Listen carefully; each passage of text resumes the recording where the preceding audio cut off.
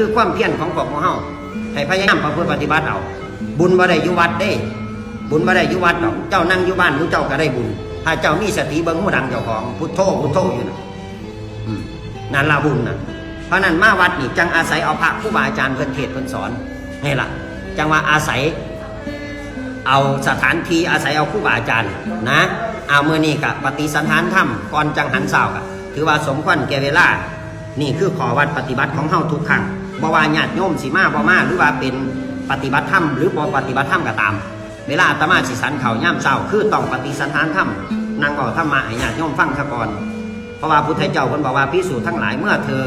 ขบฉันภัตตาหารไปแล้วของทายกทายิกาผู้มีศรัทธานำอาหารมาถวาย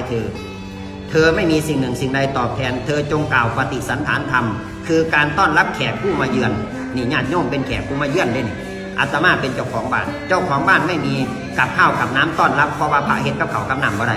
เพิ่นก็เลยต้องเอาธรรมะของพระเจ้าคำสอนอันดีเผยแผ่ออกไปต้อนรับญาติโยมก็เลยได้รับ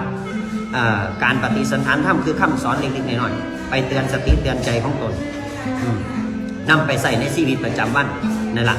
จังขึ้นว่าขอวัดภายนอกขอวัดภายในเอาละสมควรแก่เวลาขอความสุขสวัสดิ์พิพัฒนามงคลสมบูรณ์ผลจงมีแก่ญาติโยมทุกคนนะจะเลื่อนก่อน